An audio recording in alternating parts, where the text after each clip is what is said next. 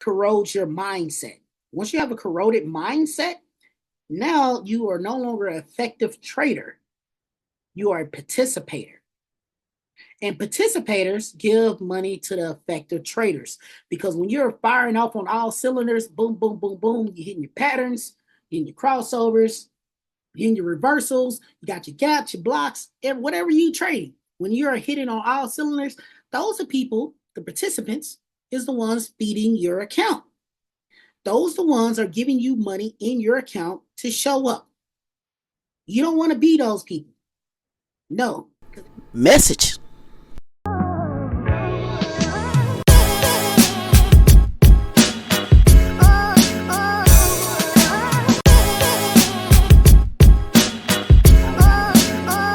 Welcome to the South Factory Wednesdays.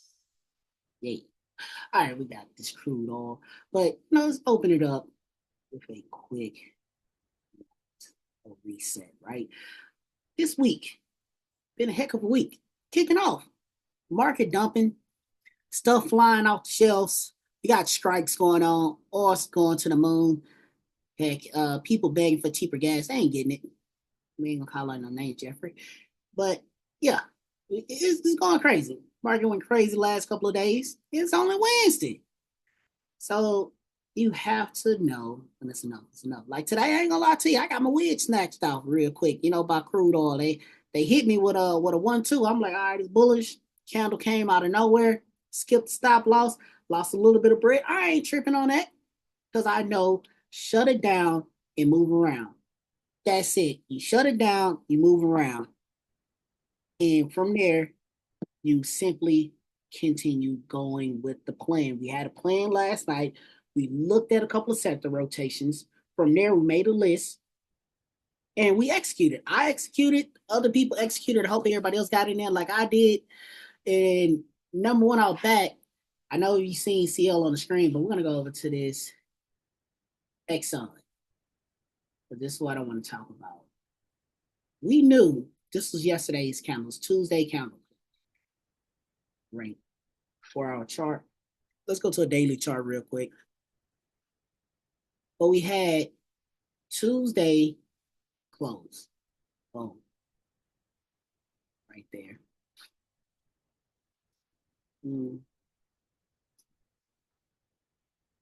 Tuesday closing price. Close at a high. Now, I knew with this momentum, price was going to continue going up. Problem is, how are you going to get in on it, right? We need in. How can we get in on it? I like to go, I went down to a 1-hour chart. And I'm like, okay, where can we get in at? This is the base. I'm going to take off from one of these places. Let's pay attention to it, right? So that's Tuesday closing price. You see that? Big deal. And my whole focus was looking for the gap continuation this morning, right? We gave you the gap. Boom. Right above Tuesday price. The moment it dips in and goes out, this is the pattern I was looking for the whole entire time. And if you're gonna, and for a second, I'm gonna show you what I mean at the start of the market. If you want to catch it like right at the open, it's a thing you got to do. It's a certain way you want to approach this. That way you don't have to worry about missing out on opportunities. You can get a quick scalp in, or you can wait for a better setup.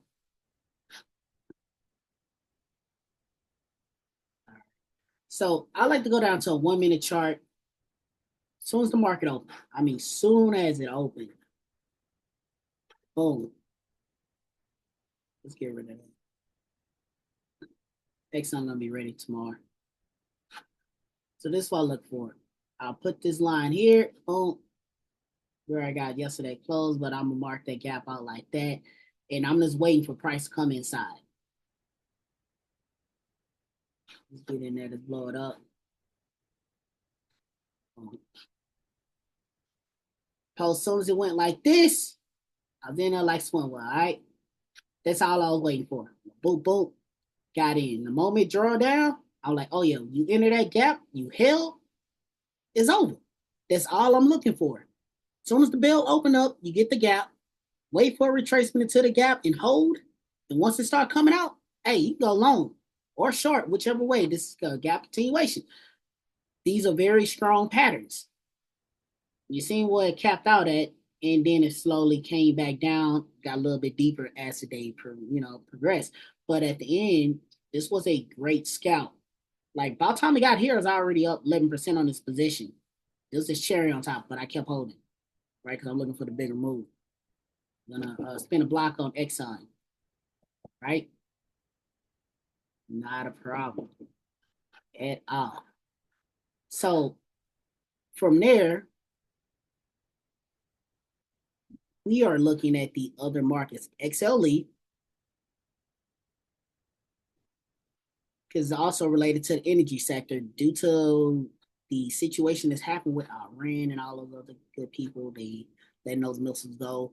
We already know what time it is. All gonna go off. Get some, right? Do not be skittish. If you want to get in, go ahead, load the boat up on the ETFs. They cheaper. Exxon, I like to trade Exxon XLE because the volume in the contracts, and also they are cheaper to hold, right? You don't have no worries with these two because they're going to be cheaper. Now, USO directly affect the futures crude market more than XOM and XLE. USO is the only all true oil fund, right? Exxon, they do oil and gas. They also franchise their names. They do other deals and stuff like that. That's how they bring in revenue. So they are not 100% crude oil base. But you want 100% crude oil base, you go USO. That's a direct reflection. Did you want to swing it? You have more control over it. Me personally, I like swinging option contracts because the simple fact I can buy time if I got a bad entry or the trade is not ready. They want to do a little manipulation. I just buy more time, roll the position, and you can sit in the pocket more so you can ride out those rough times until they actually let me go. They're going to let it fly. So you want to be intentional about which contract you're picking. But I'm looking for a day trade or a quick scalp. I'm going to go with one of these. XOM, XLE. These contracts are less than $1 and it'd be close to the money. If it's outrageous, you can even get in the money with XOM for a little bit of no money, like less than $2. You can get in the money contracts. So you can really load the boat and get that volume that you want. You can load up and leverage up, and boom, you can get those moves. 10%, X amount of contracts, you do the math on that, 20, 30, 40%.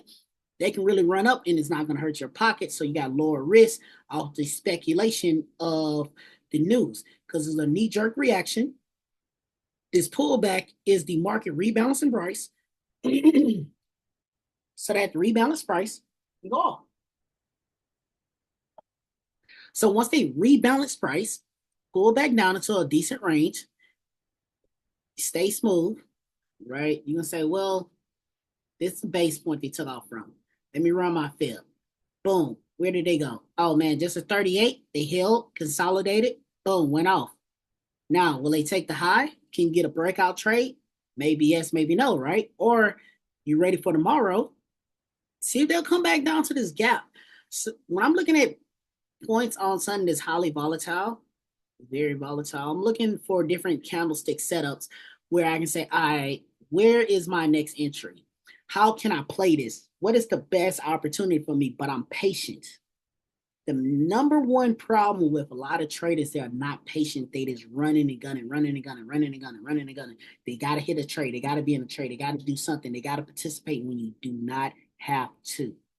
It's okay not to participate. You must stay focused and disciplined enough to see the trade and not react right away, because sometimes that knee-jerk reaction, just like the candlestick may run out, you think you're missing it, and you react to that, that's the moment you put yourself in a bad situation, because you react to the first hour candle, and look what happened after that. 4 hours of down action. The real move happened here. You could have got a scalp in the morning, but the swing trade entry was in the afternoon. 2:30, boom. That's what's the swing trade entry. You going long trying to swing trade it in the open without the right time, you would have been in a drawdown. Without enough time on the contract, you would have been in a nasty little drawdown. You believe the position going against you, you would have probably cut for a loss, minimizing your risk, being a responsible trader. And then that you forgot, like I did, I definitely, because XLE, I had a bad entry on it. I prioritized XLM first because it gave me the setup. Then from there, I was like, well, I'm going to load the boat and double dip by getting the XLE. I got in early. They start tapering down. I'm like, ah, man, I guess it's over. They overextended. And I meant to follow up with the market, but I got preoccupied. I typically don't trade in the afternoon because the move happened for me in the morning, and then I'm normally set and ready to go. But what they did was they drug it out. I wasn't paying attention because I supposed to do my end of the market follow up because that's what I like to put on my swing trades, right? The last 10 minutes of the market close, I like to hurry up and get a contract in real fast and then ride that overnight. Totally forgot about it today. Got preoccupied. It is what it is. It happens to the best of us, right? But the thing is, if you was looking to swing this in the first hour, you'd have been red as heck. Boom, boom, boom. I know how strong bullish this is. It could have came down here. Who knows? It could have came back down to 61%. You would have been in here. That's 30, 40, 50% drawdown. You don't want to see that. So, be patient. That's the word. Is really be patient. Look for great opportunities, great entries.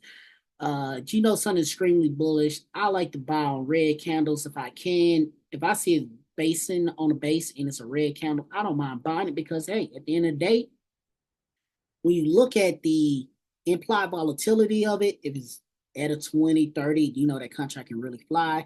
On top of that, buying on red means the price is going to be on a reduced side, so you can get the bid first had to go for the X. So the closer you are to the bid price, you'll get filled on a red candle versus a bullish candle you going long, vice versa for a short position, right? So if the position is going short, you want to try to get filled on a green candle for as a reversal point.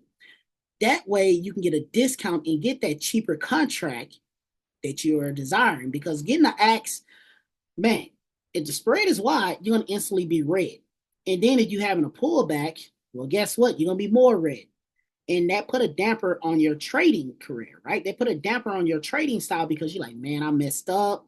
I'm down 20% off that. Why is this? Do I want to hold this? 20% all I wanted to give. And don't forget, if you're over leveraged, you're really going to be coughing those contracts up quick.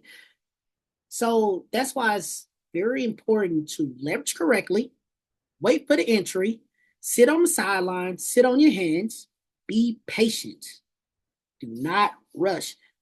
Rushing corrodes your mindset. Once you have a corroded mindset, now you are no longer an effective trader. You are a participator. And participators give money to the effective traders because when you're firing off on all cylinders, boom, boom, boom, boom, you're hitting your patterns, you're hitting your crossovers, you're hitting your reversals, you got your gaps, your blocks, whatever you trade. When you're hitting on all cylinders, those are people, the participants, is the ones feeding your account. Those the ones are giving you money in your account to show up. You don't want to be those people. No, because they end up brokies. Okay? They end up broke. They end up, trying to borrow $20 so they can get another trade in. They all tell me, man, dog, let me just hold a quick 20 piece. I can flip it to 2,000. I'm trying to tell you, $100, I can turn it to 10,000. Just watch what I can do. I got the system. I got the play. But why you need my $20? Why you need my $100, right? Because they have no control. They have no risk management. They over leveraging and they blowing their accounts. That's why it's very important to sit on your hands, wait for your setup, wait for the proper entry, and nick and dime. Just like anything else, you can negotiate price in this market. You need to make sure you're negotiating your entries. Negotiate the entry. Get the best deal for you that you know, hey, I can afford this entry 10 times over, right? I know for sure it's not going to kill my account if I take the entry right here and then have my stop loss. Let me show you what I mean by it, right? Long short position real quick. Let's say you see that reversal and say, okay, cool. I got a base here. Price went sideways. I'm going to enter right above this candle. From there, I was like, okay, great. I'm going to target this high. That's a $1.27. move. Or I want to go up here, looking for the negative 27. That's $2.48 move. But all I'm risking is 40 cents, right? 40 cents. Who cares? I don't care. This 40 cents is not going to hurt me, right? Because I'm already at a base point. I'm not going to have my stop loss way down here, hoping they don't come get me. Then I'm that wrong. Why I want to be that wrong, that red? There's no need to, right? Or you got to say, oh, my stop loss way down here. That's Neverland. That's $3. You could have been making it up on the way down if that's the case and waited. There's no need for that. No, we don't use those stop losses, Jeffrey. I don't know who does, but they do. They need help. 672 ticks. Come on. Humbug. Poppycock. Malarkey. Trash. Throw it away. But a reasonable stop loss keep you in the game. Reasonable stop loss keep your accounts open. Reasonable stop loss keep the anxiety away. Because think about it, you would enter, so I'm waiting for next candle open. I'm enter here, right? Say, oh yeah, I'm enter there. Stop loss the base, stop loss bottom of the gap. Now look at it. You'd have been down a whole dollar, right? Technically, you probably would have entered a little bit higher because see that wick, some people get anxious, they open up on that first candle. Now you down $1.28, dollars and change. Contract looking ugly. It's 90 cents. Actually, we move it up. $1.08. Contract looking very ugly. Wore out, down 30, 40%. You didn't get enough time. You got a weekly? Oh man, that thing in the trash. You might as well throw it away. I know, right? I know you did. You went over his head. You don't carry the boat, that's why. Gotta carry the boat. Now, the importance of having the proper risk management, the proper mindset, the ability to stay out the way is the key to having a long lasting trading career, right? We ain't here to make pennies. We ain't here to scalp. I don't encourage scalping your life away. I'm a sniper with it. I'm looking for one solid trade. If it can be a scalp, great. The faster the money, the better. If it takes me all day, great. Whatever. Takes me a couple minutes, great. Don't care. But I'm looking for one solid trade. Looking for one solid trade, solid entry, solid risk management. I don't want to risk that much for what I'm looking to make. I'm not trying to be at break even with a 1-to-1 trade. That's trash to me. 1 or 2 is okay. 1 or 3 is best because it affords you growth. I'm looking for the 1 or 3 opportunities because if you win through one trade, it affords you 2 more with progress. So you lose a trade, you still have progress made. A 1-to-1, well, you ain't going over, you ping ponging. A 1-to-2, well, you lost one, now you have to win the next one. If not, you're going to be behind the 8 ball. But if you're 1-to-3, you can lose 2 and still be up. So that's the growth you want. And if you're losing small, by taking small risks, big rewards, that's how you master the game. Because small losses can be whatever, doesn't matter. But when you 10x hit that 100% win, 200, 300, 400% win, it'll make up for all those small losses. You don't have to be that accurate. You just need to be consistent and do not overtrade. Sit on your hands. Be smart about it. Clicking a button, just click, click, click, click, click, click, click, click, click, all that crap don't do you no justice. I don't care what pattern you trying to sell me. I don't care about what crossover you trying to give me. I don't care what you saw. I don't care what you seen in the mentorship, whatever you want to get this, whatever yo could just cause from. Nothing beats sitting on your hands. Nothing trumps it. No alerts, no indicators, no nothing. Beats sitting on your hands. Having a solid, healthy mindset. Because a lot of traders are not bad traders. They just have a bad mindset. Something happened. You can develop trauma from trading. You can get gun shy. You can be like, oh man, I don't know. And you can get nervous. You can Manifest your own defeat in the market by hesitation. Not willing to pull that trigger at the significant point where it needs to be pulled at can lead you into a world of pain. Right? Let's go over to CL real quick and I'll show you a quick example. Like, let's see if we can find one. Slide over there. But the thing is, a lot of times, not having the ability to execute because you've been over trading, overextending yourself from a psychological standpoint can really hurt you. If you see this from Monday, right? You see we can doing all of this. Let's follow this, right? Boom, boom, boom. We break down, right? We break down. Boom, Tuesday come back. We retrace into what? A fair value gap, right? So let's go ahead and mark that right there. Then I'm gonna put our box. Boom. Boom. We got the gap. Boom. Nice little fair value gap. Textbook, right? Fair value gap. Boom. You get the rejection. Oh yeah, man. Let me go on ahead and get that. Or he said, I'm gonna wait so I get some confirmation. Or you got scared, like, I don't know, man. Maybe yes, maybe no. You didn't take this trade. You say, oh, they retesting the gap. But this is a 1 hour chart, right? On a lower time frame, this is a different type of candle. Let's see. Scale back. Let's go down to a 12-minute chart real fast. Let's look at this.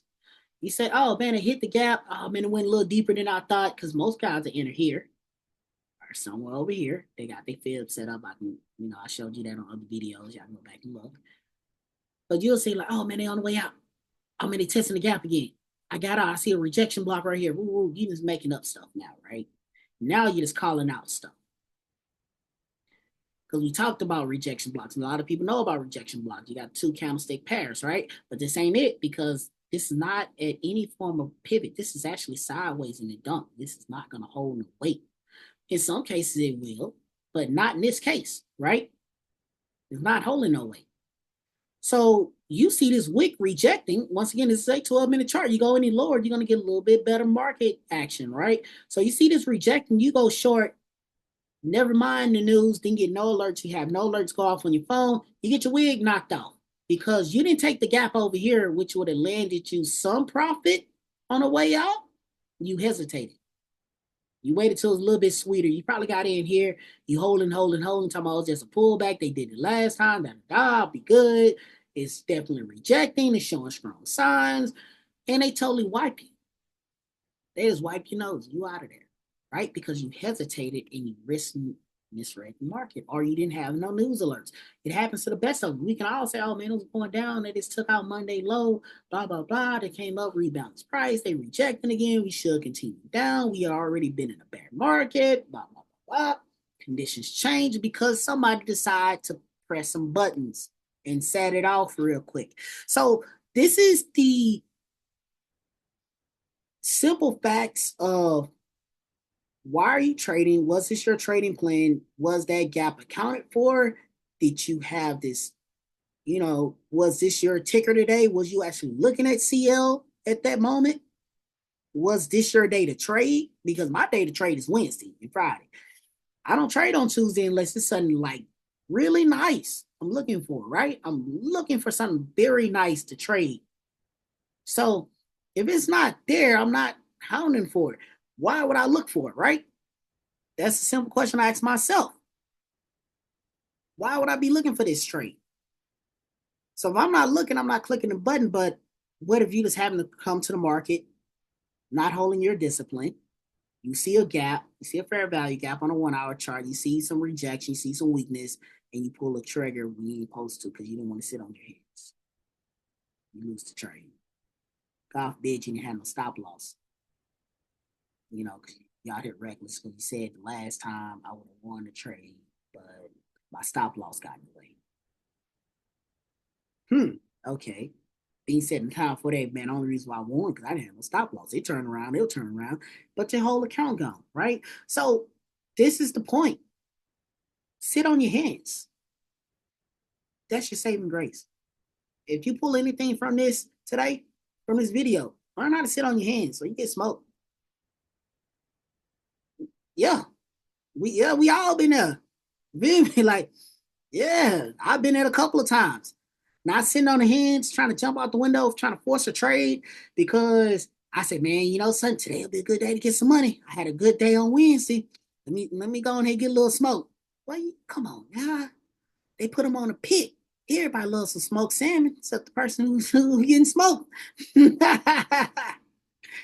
Hey, all I'm saying, y'all here, cherry wood. Mm-hmm.